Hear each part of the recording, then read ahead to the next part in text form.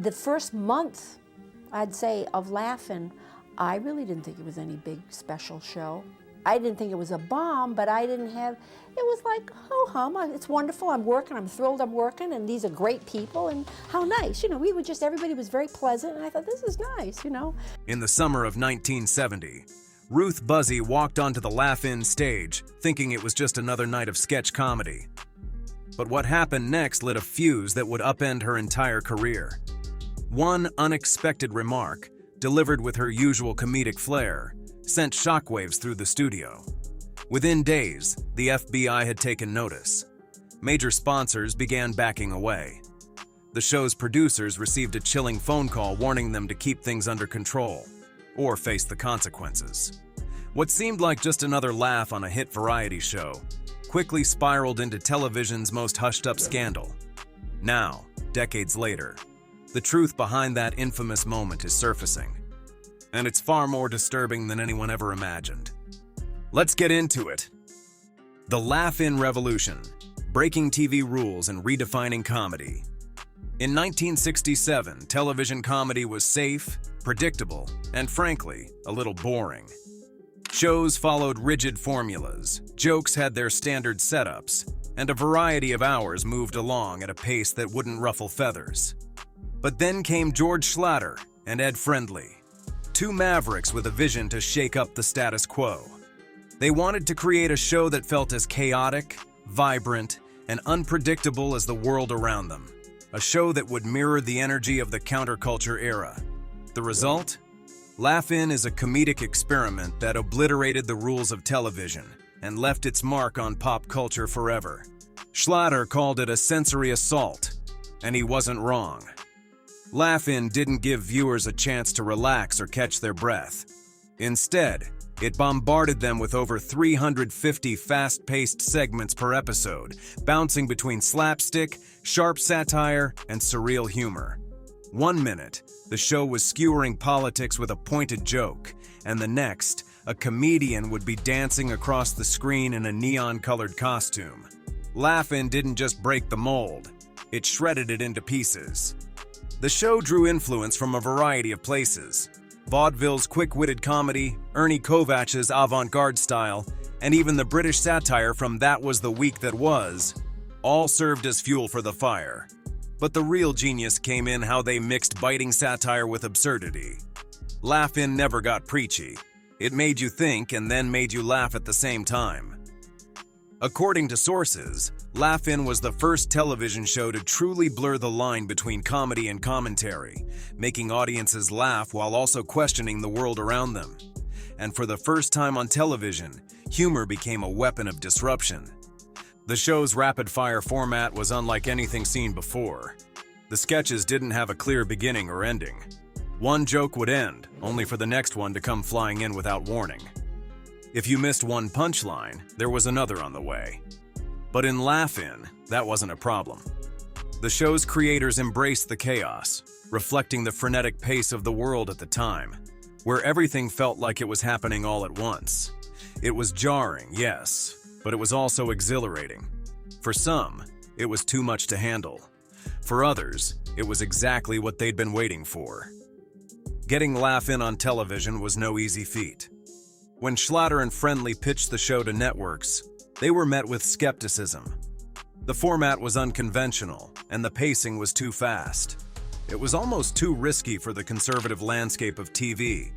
But NBC took a chance and aired a one-off special on September 9, 1967. The result? Instant success. The audience loved it, and the ratings soared. Within months, NBC had ordered a full season, and a cultural revolution was born. By the time Laugh-In premiered on January 22, 1968, it was already clear that this show was going to be something special. Dan Rowan and Dick Martin, the unlikely duo who hosted the show, became the perfect comedic balance. Rowan was the smooth, collected one, while Martin played the bumbling fool, often cracking jokes with a wide-eyed innocence that the audience couldn't get enough of. Together, they turned chaos into comedy gold. But Laugh-In wasn't just about the hosts. It was the sketches, the zany characters, and the memorable moments that made it an icon. From Barbara Feldon's guest appearances to the recurring joke wall, where comedians would deliver one-liners through small doors, the show gave birth to some of the most quotable comedy in television history. Very interesting. A line that started as an improvisation by Arte Johnson quickly became one of the show's most iconic catchphrases, cementing itself in pop culture. Rumor has it that Johnson didn't even intend for it to catch on. It just felt right. Then there was the lightning-quick comedy that made Laugh-In so groundbreaking. Sketches jumped from topic to topic, from political commentary to slapstick humor, keeping the audience on its toes. And it wasn't all about quick laughs. Sometimes the jokes were wrapped in layers of absurdity and clever satire, commenting on everything from politics to societal issues, yet never feeling heavy-handed. The show became a kind of cultural time capsule, a reflection of a world that was changing faster than anyone could keep up. One of the biggest stars to emerge from Laugh-In was Goldie Hawn, who joined the show in 1968. Hawn's bubbly, wide-eyed persona was a perfect fit for the show's fast-paced format. According to sources, producer George Schlatter encouraged Hawn to skip rehearsals and perform her lines on the spot, capturing genuine reactions that resonated with viewers. Her infectious laughter and unfiltered charm quickly turned her into a fan favorite, leading to an Academy Award for her role in Cactus Flower just 2 years later. She became a symbol of how Laugh-In wasn't just creating comedy, it was shaping careers. But it wasn't just Hawn who made an impact. Lily Tomlin's entrance in 1969 gave the show a whole new dimension. Tomlin didn't just perform sketches. She created iconic characters that still resonate with fans today. Ernestine, the sardonic telephone operator, and Edith Ann, the precocious 5-year-old, were just the beginning of Tomlin's comedic genius. Rumor has it that Tomlin's method of improvising and injecting humor into her characters on the spot was a game-changer for the show, and it was this ability to create timeless moments that made her one of Laugh-In's brightest stars. The success of Laugh-In wasn't just a cultural phenomenon, it paved the way for future television shows. Saturday Night Live, which premiered in 1975, owes a great debt to Laugh-In's fast-paced, unpredictable format. Both shows made stars out of their ensemble casts, but SNL brought an edge that Laugh-In didn't always embrace. Laugh-In was a slapstick-filled riot, while SNL used sharp political satire to make its mark. In the end, Laugh-In was a revolution that forever altered the course of comedy on television. It was more than a show. It was a cultural movement, a reflection of an era, and an enduring testament to the power of breaking all the rules. Nixon, Laugh-In, and the moment that almost changed history.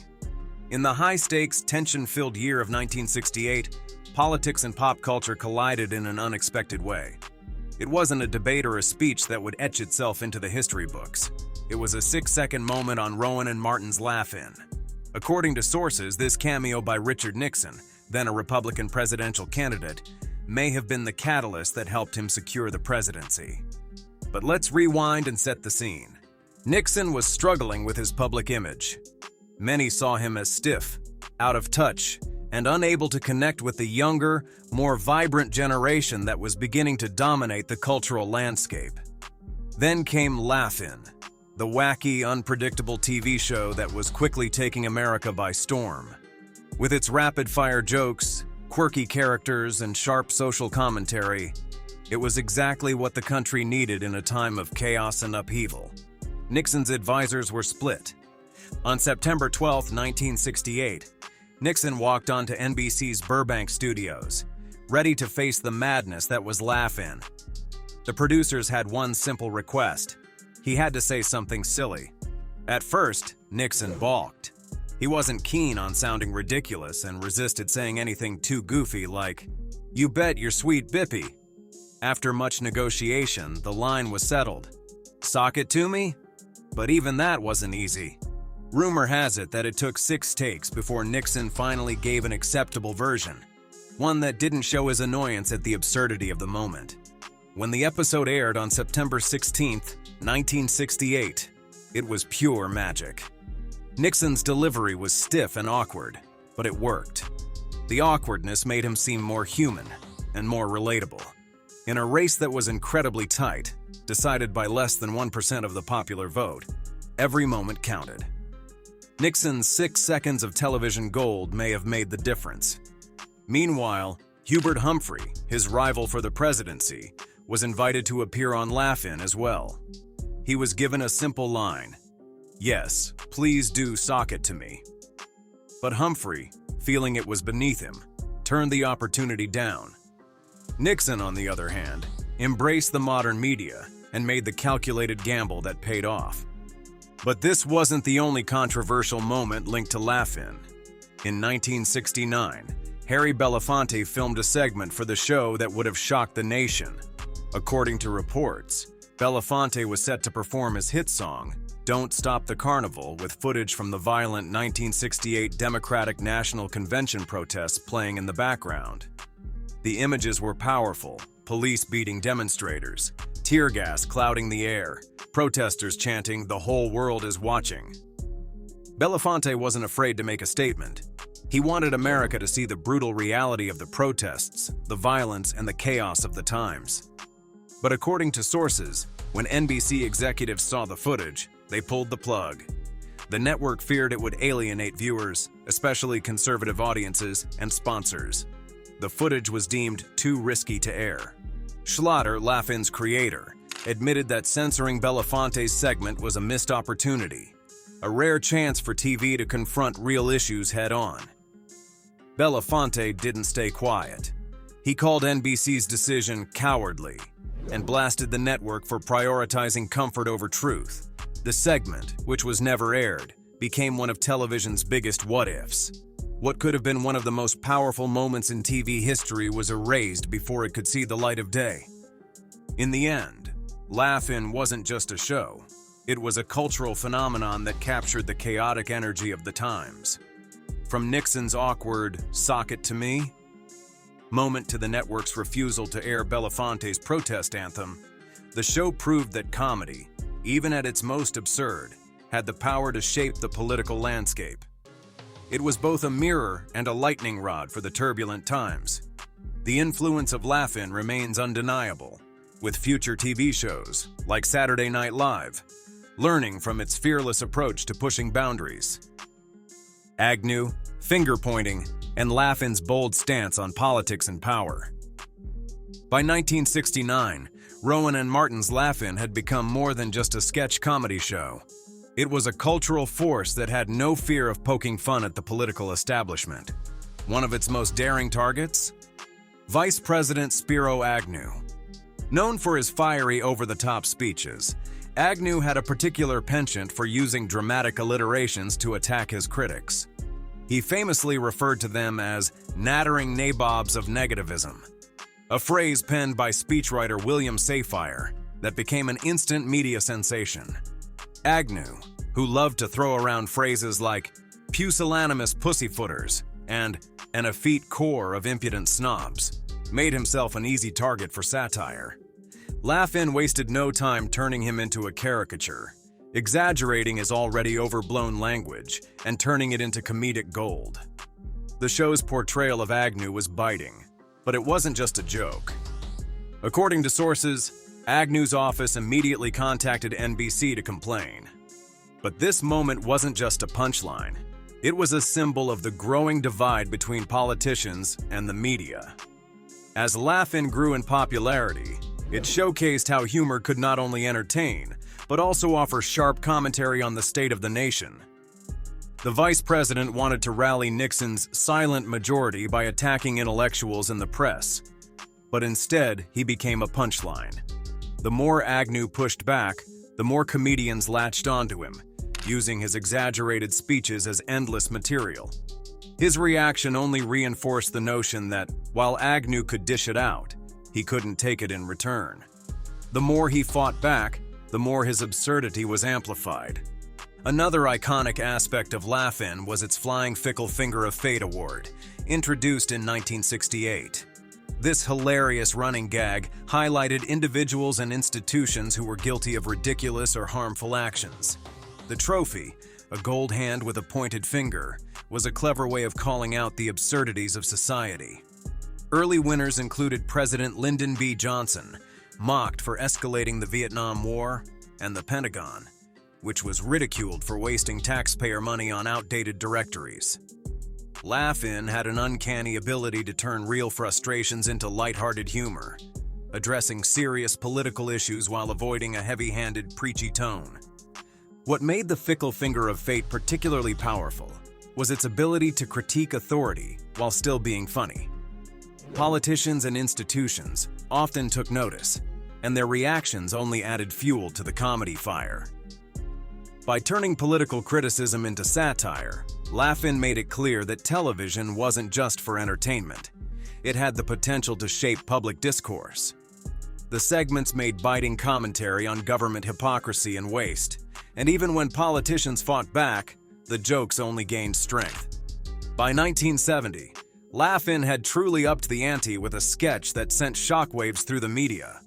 The segment depicted police officers as pigs, a term popularized by the Black Panther Party in their fight against police brutality. The image of law enforcement as pigs had already become a symbol of the era's protests, and Laugh-In wasn't shy about using it. Allegedly, the FBI was furious. Under the direction of J. Edgar Hoover, the Bureau had been running COINTELPRO, a covert operation to discredit radical groups like the Black Panthers. Hoover had labeled them the biggest threat to America's security. So when Laugh-In aired the sketch, law enforcement groups went into full defensive mode. The controversy exploded. Some viewers saw the sketch as a truthful reflection of the social unrest of the times, while others accused the show of promoting anti-police sentiment. Regardless of the side you took, the segment was a clear indicator of the deep divide in the country over issues of race, justice, and authority. But Laugh-In wasn't just poking fun at the powers that be. It also unintentionally stirred the pot with its portrayal of LGBTQ+ characters. One recurring character, Tiny Alice, played by Dick Martin in drag, became a lightning rod for criticism from early LGBTQ+ activists. Though meant as a comedic figure, the character relied on outdated and exaggerated stereotypes of effeminate gay men. This portrayal, which many felt reduced queer identity to a punchline, was especially problematic given the context. The Stonewall riots had occurred just a year earlier, and LGBTQ+ activists were increasingly vocal about their desire for more respectful and accurate representation in the media. Laugh-In creator George Schlatter defended the show, arguing that it made fun of everyone equally. But, according to critics, that wasn't the point. Making jokes about powerful figures was one thing, but making light of marginalized groups was another. In the early 70s, mainstream comedy often treated queer characters as the butt of the joke, and the portrayal of Tiny Alice was no exception. Over time, such representations would change. But for now, Laugh-In had unintentionally alienated part of its audience by reducing LGBTQ+ identities to mere comedic fodder. And then there's Arte Johnson, whose infamous catchphrase, "Very interesting," became one of Laugh-In's most memorable lines. The phrase was never part of the script, it was pure improvisation. Johnson's character, Wolfgang, a clueless German soldier still obsessed with World War II, was meant to be a caricature of ridiculousness. But in one moment, he ad-libbed the line, and the rest was history. According to sources, the producers were concerned about too much improvisation messing with the show's carefully timed rhythm, but Johnson's comedic genius shone through. Soon, the phrase became a cultural touchstone, quoted by fans and referenced in pop culture for years to come. What started as a throwaway line became one of Laugh-In's most iconic moments, and fans couldn't get enough of it. It was a perfect example of how Laugh-In had a knack for turning small, off-the-cuff moments into television gold. In its own way, it perfectly encapsulated the spirit of the show. Fast, unpredictable, and always ready to make you laugh while making a point. Goldie Hawn's hidden struggles and Laugh-In's final curtain call. Goldie Hawn's iconic smile lit up the screen during Laugh-In, but behind that bright facade, she was fighting her own personal battles. She was just 22 when she joined the show, instantly becoming the bubbly, dumb blonde America adored. But as the pressure to be perfect mounted, it began to take its toll. Every day felt like a performance, always funny, always happy, always on. It was exhausting. According to sources, Goldie later admitted to crying almost every single day during her time on the show. The show's breakneck pace left no room for mistakes. If a joke flopped or a scene didn't hit right, Goldie internalized it as failure. The weight of constant scrutiny led to crippling panic attacks. To cope, she turned to therapy, just to keep herself afloat. After 3 seasons, the pressure became too much to bear. In 1970, Goldie made the brave decision to walk away from Laugh-In and explore a new career path in film. It turned out to be one of the best decisions of her life. Her role in Cactus Flower won her an Oscar, and Hollywood opened doors to the creative freedom she'd never known on Laugh-In. But even as her career soared, Goldie never forgot the mental toll the show had taken on her. She became a fierce advocate for mental health, using her personal struggles to help others facing similar battles. She had spent years making the world laugh while battling her own fears, and now she wanted to ensure others knew they weren't alone in their pain. Meanwhile, Laugh-In was facing its own battles with censorship. In 1969, one of the most bizarre controversies came over a single word: pregnant. Yes, you read that right. At the time, the mere mention of the word was considered too indecent for television. Producers were blindsided when a scene featuring Ruth Buzzi holding a sign that read, "Make war, not love," was deemed inappropriate by NBC executives, because, of course, Buzzi's character was visibly pregnant. The network panicked, fearing it would upset their conservative audience. Producer George Schlatter, however, stood firm. He argued that if Laugh-In could get away with raunchy jokes and double entendres, there was no reason why the word pregnant should be banned. He knew the show's audience was too loyal to risk losing. According to sources, Schlatter's persistence paid off. NBC eventually relented, and the sketch aired with the word pregnant intact. It was a small victory, but it marked a turning point. It showed that television was evolving. What was once deemed too controversial was slowly becoming accepted. It was a sign of the shifting cultural tides of the late 1960s and early 70s. But as Laugh-In approached its 5th season in 1971, cracks began to appear. The energy that once fueled its success started to fade. Audiences could feel it. The same old jokes, the same tired catchphrases. What had once felt fresh now seemed predictable. Goldie Hawn and Lily Tomlin, 2 of the show's biggest stars, left to pursue bigger projects. Their departures created a noticeable void, and the new cast members struggled to fill their shoes. Ratings plummeted, dropping nearly 40%. Behind the scenes, even Laugh-In's mastermind, George Schlatter, departed. Without his direction, the show couldn't evolve fast enough to keep pace with a rapidly changing television landscape. By the early 70s, television was shifting away from slapstick and absurdity in favor of humor that reflected the real world. The era of quick gags and goofy characters was giving way to comedy that felt more grounded and more connected to current events. Laugh-In tried to keep up, but it was clear that the magic was gone. In 1973, after 6 seasons, NBC pulled the plug on Laugh-In. The final episode aired on May 14, 1973. Dan Rowan, one half of the show's iconic duo, closed the show with a brutally honest line: "We've just run out of gas." It was a rare moment of truth on television. Laugh-In had pushed boundaries, redefined comedy, and challenged norms. But all things come to an end. And as the show took its final bow, the world of television was forever changed. Yet Laugh-In's legacy didn't vanish with its cancellation. 2 years later, in 1975, Saturday Night Live, SNL, premiered. The similarities were undeniable. The fast-paced sketches, the unpredictable humor, and the way both shows used comedy to reflect and critique the world. Rumor has it that Lorne Michaels, creator of SNL, never shied away from admitting that Laugh-In laid the groundwork for his own show. He built on what Laugh-In had started.